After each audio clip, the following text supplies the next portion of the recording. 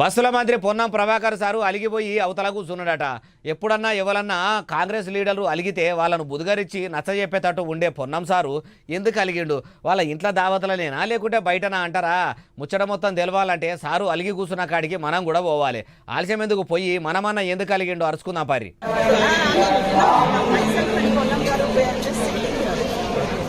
అరెరెరెరే ఎంత పనాయే 10 మందిని వలకరించి నలుగురి తలల నాలుకే లెక్క ఉండే పొన్నం సారు ఇట్లా అలిగి అరుగు మీద కూసునుడు అసలు మంచిగా లేదు అనిపిస్తలేదు. మరి సారు ఎందుకు ఇట్లా ముఖం మార్చుకున్నాడు అంటారా? బల్కంపేట ఎల్లమ్మ గుడికి పోతే ఆఫీసర్లు ఆడున్నోళ్ళు సార్ను కూడా పట్టించుకోలేదట.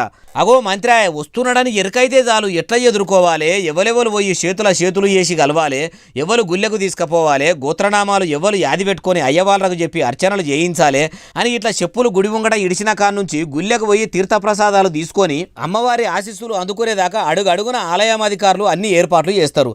అసోంటిది సార్ను ఎందుకు దూరం పెట్టిర్రు? కావాలనే పెట్టిర్రా లేకుంటే యాది మరిచిండ్రా అంటే ఏమో గాని ఇట్లా గుళ్ళు గోపురాల మంత్రి కొండా సురేఖ మేడంను పట్టించుకున్నట్టు బస్సుల మంత్రి పొన్నం ప్రభాకర్ సార్ను పట్టించుకోకపోయేసరికి ఇట్లా వచ్చి యువతల కూర్చున్నాడట.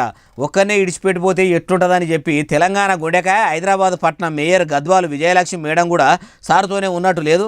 అంత పెద్ద బస్సుల మంత్రి పొన్నం సార్ను కూడా నిజంగానే మర్చిపోయి పిలవలేదా? ఎట్లా పిలిస్తే ఇట్లా అలుగుతుండేనా అంటుర్రు ఈ ముచ్చటిన్నోళ్ళు.